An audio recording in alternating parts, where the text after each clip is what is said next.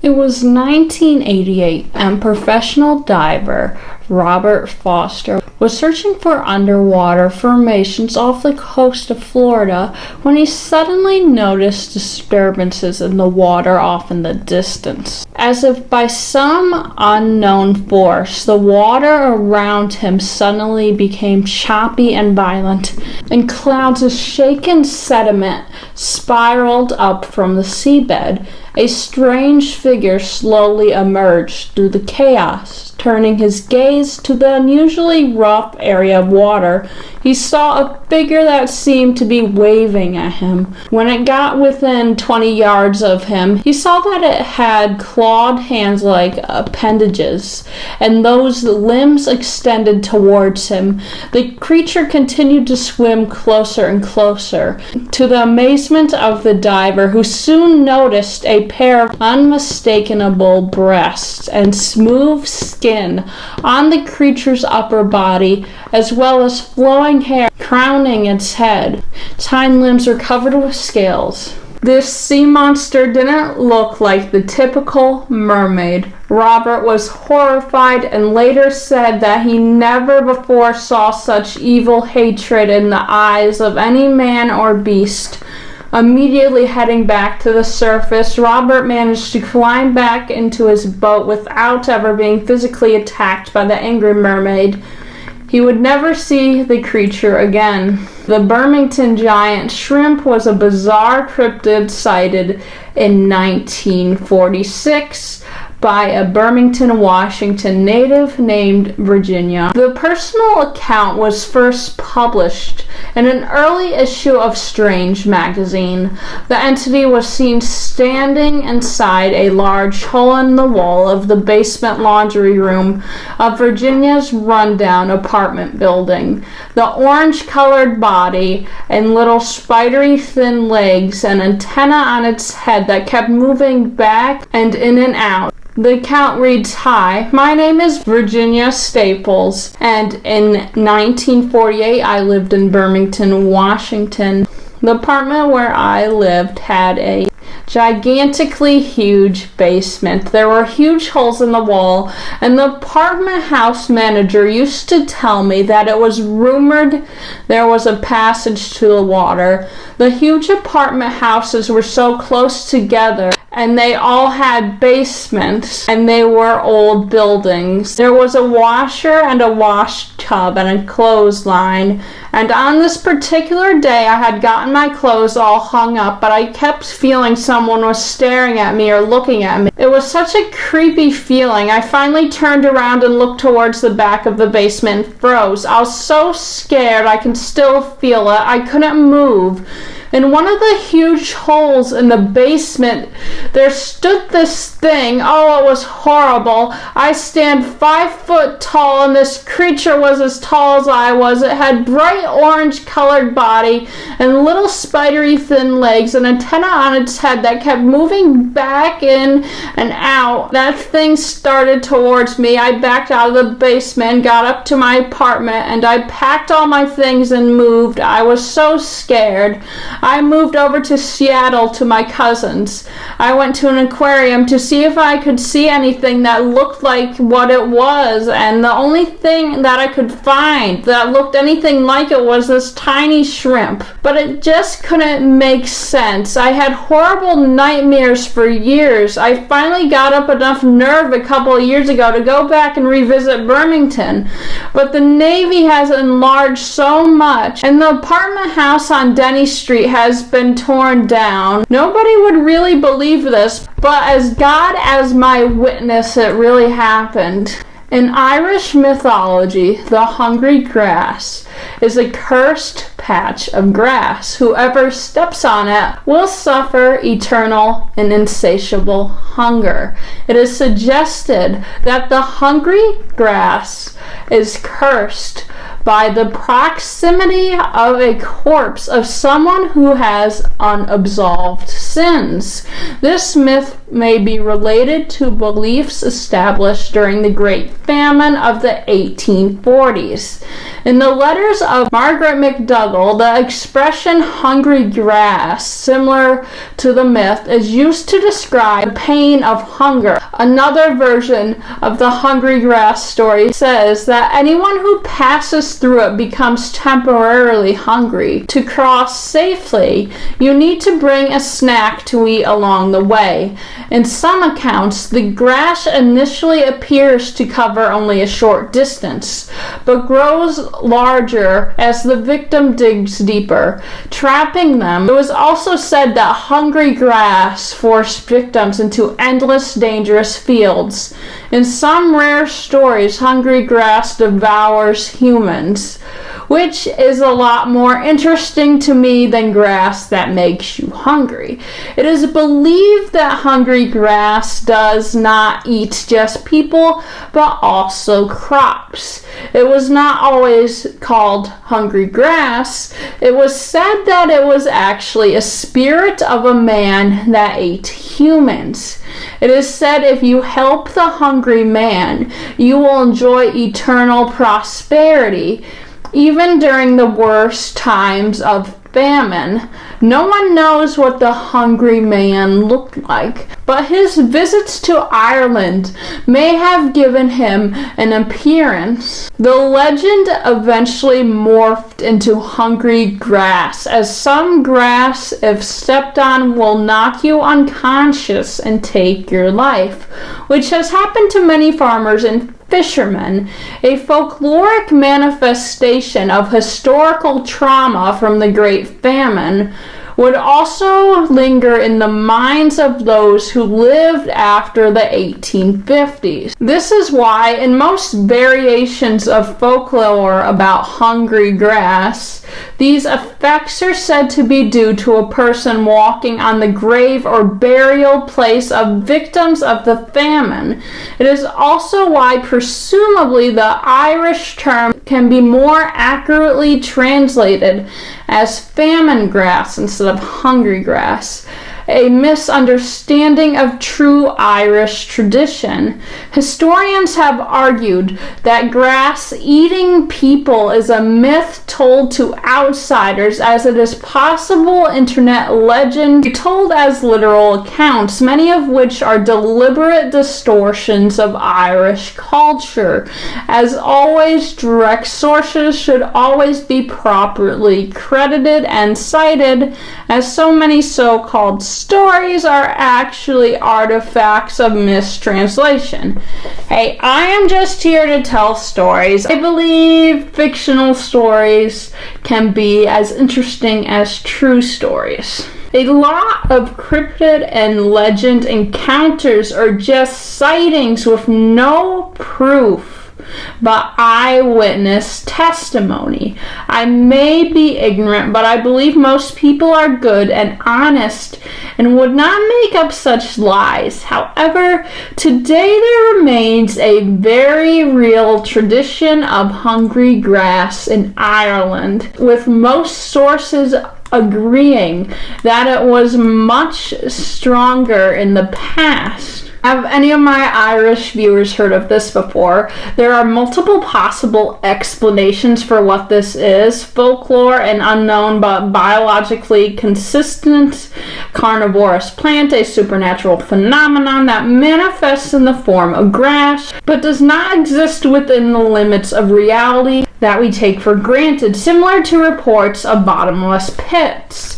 A notable account of hungry grass reads, "When I was a boy, an old man in the village told me that if you stood on the hungry grass, if you had nothing to eat in your hand, you would be nailed to a place and will probably starve. Since then, I always have carried the crust of a bread in my bag. I was talking to my mother, and she told me it was being talked about all over Ireland. His great uncle, when he was young, was taking a walk after a day's work. He went home to drink tea. He was in no hurry. It was a pleasant afternoon, slowly setting into the evening sun. He was alone on a quiet country road. Around him, miles stretched across wild swamps, ending in distant mountains. Puddles of water glistened here and there, darkening as he approached. As he had done 100 times or more, he passed by a deserted village far from the beaten path. The cottages and farms were just pieces of roofless walls, their occupants long gone. However, this familiar sight still unsettled him, and he sped up to pass it. Only on this occasion, he happened to see the outlines of overgrown vegetation in one of the fields that surrounded him. No one has plowed this field since the potato crop failed half a century ago. He didn't know what compelled him to go there. There were no gates, if any, but the stone walls held up quite well. He entered the field, wandering through the tall grass and scattered wildflowers. It was peaceful, but then a strange feeling came over him. He wasn't sure why he wanted to go there, but he was compelled to continue walking further. He couldn't say what was bothering him. Perhaps it was the memory of a tragedy that occurred here. He knew it was time to leave. He couldn't find a space where a door might have been. Half laughing, calling himself an idiot, he finally came up with some reason for this strange situation. The field wasn't too big, and the grass wasn't too high that he couldn't see, but he clearly couldn't see the exit. He will just follow the wall. This must eventually lead to the door, right? The sun had disappeared behind the horizon, and he still wasn't home. It was quite late before his wife became concerned, having had to take some time to get over her annoyance at her husband for not coming home in time for dinner she had made him.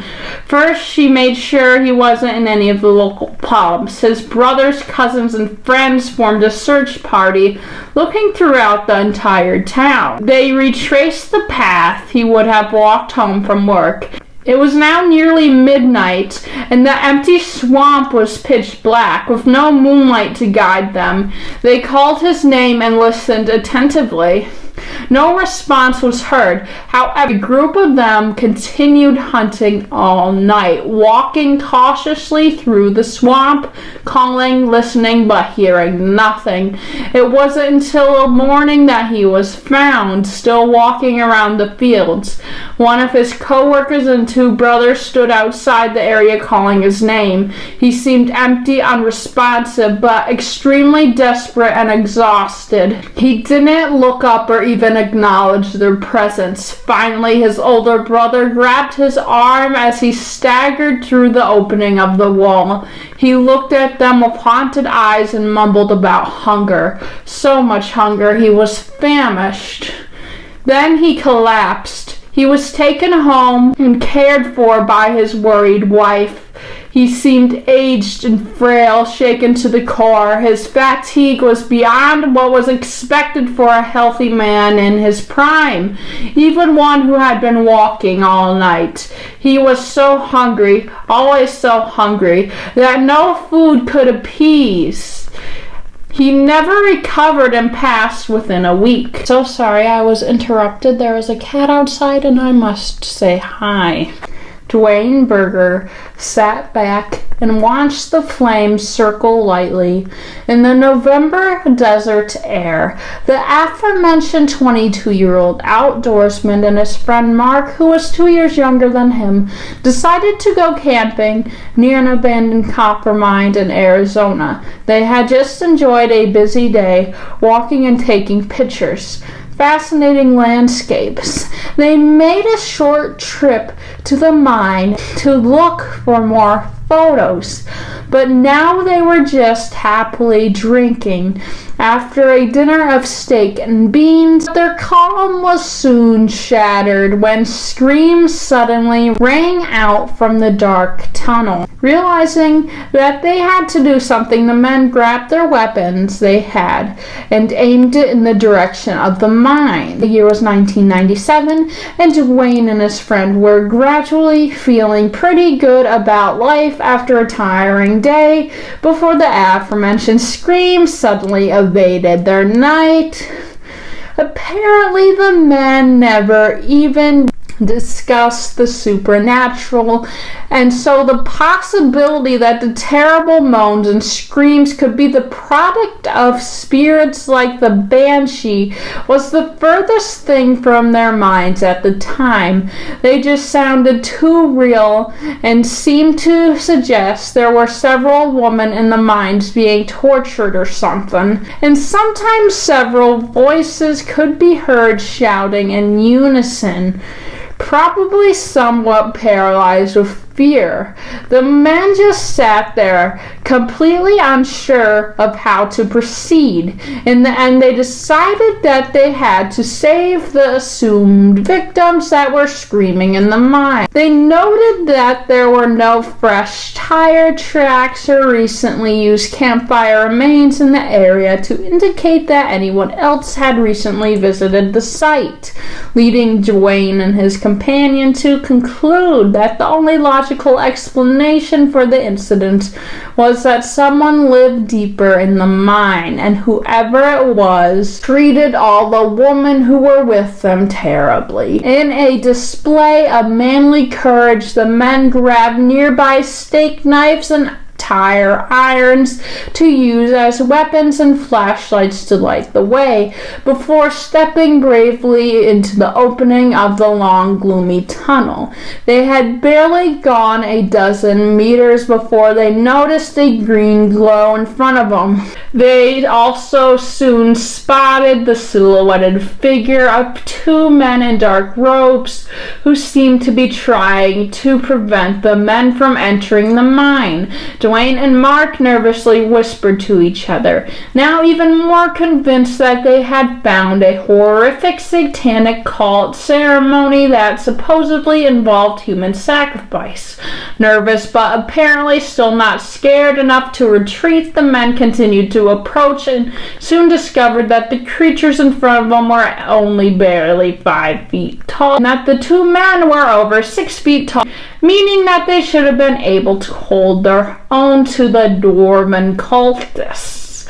Again, showing their brave or very stupid behavior during this event, the men ordered the creatures to release the woman in the cave.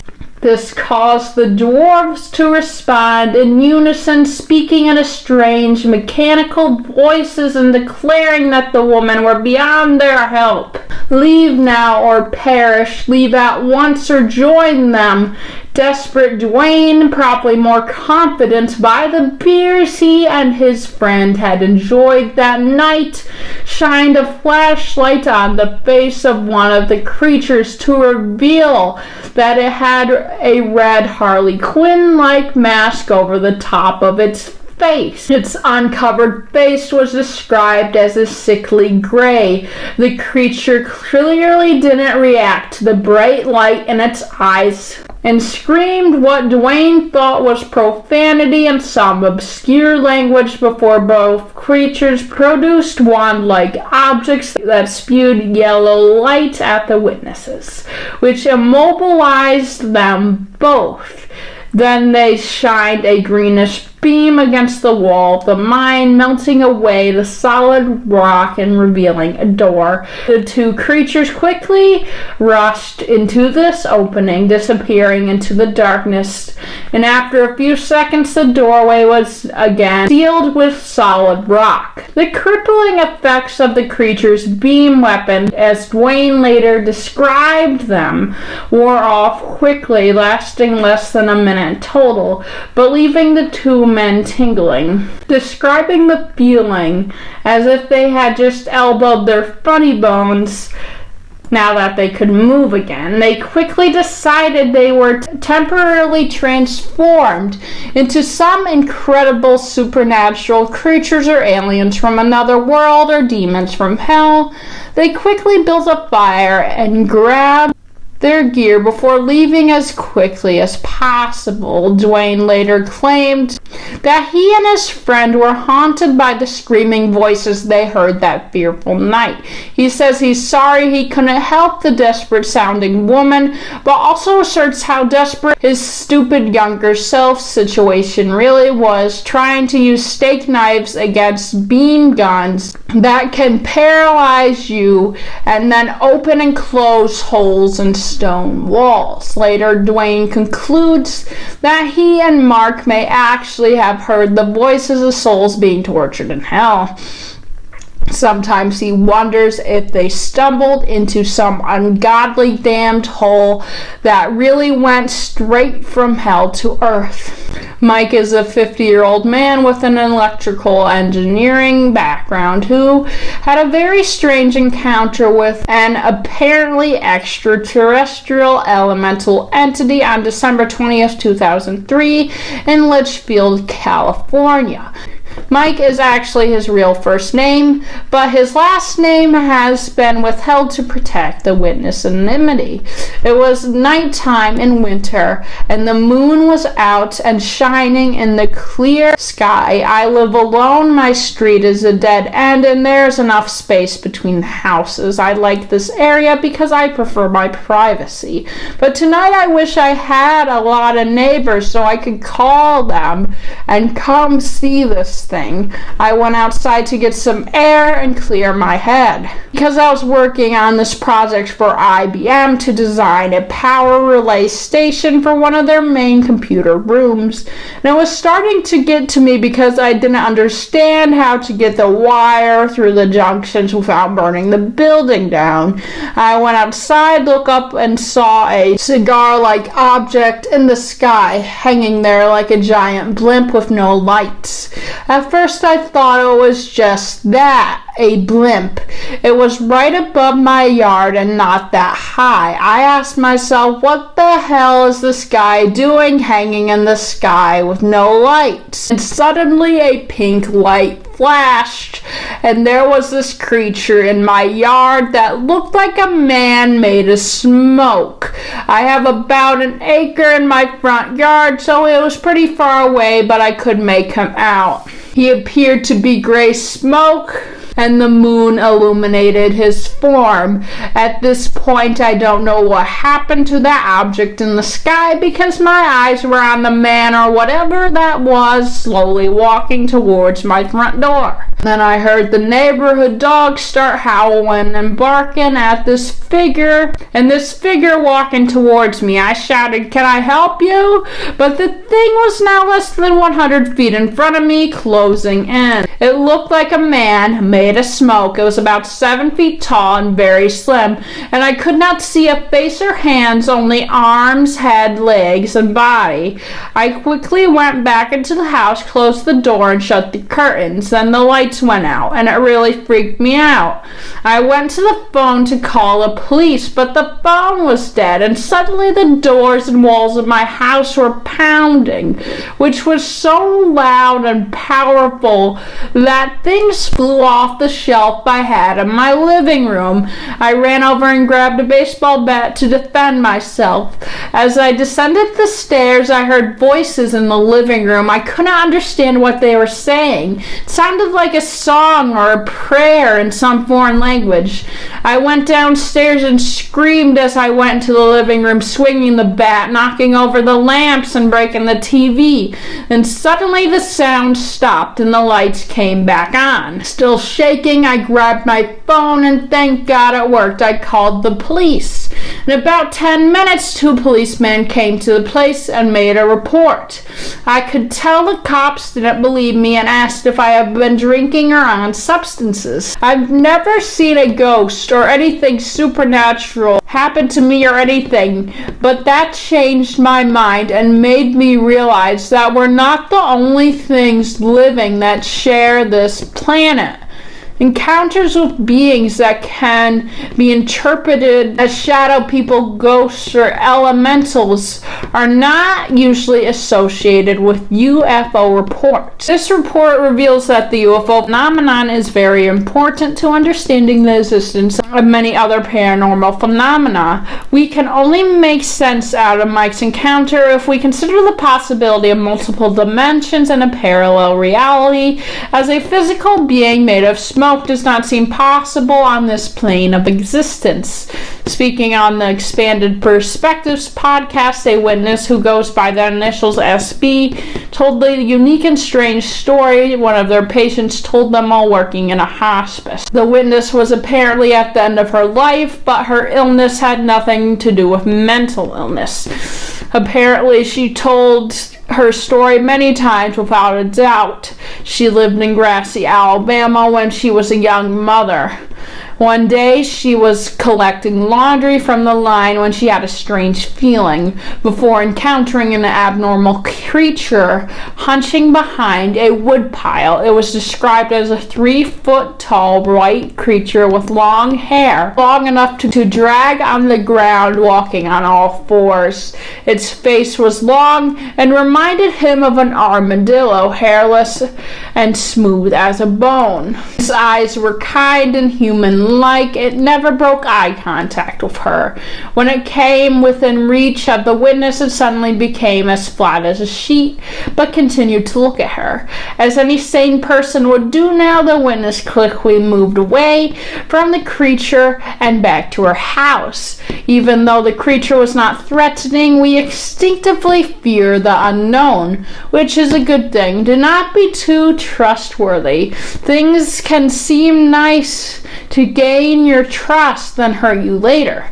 Her story becomes stranger. She woke up that night to find her baby crying, and when she got up to tend to her, she suddenly realized the front yard was sunny as day and the blue sky when it was a normal nighttime in the backyard. Apparently, the witness was a good, honest Christian woman who has since passed away.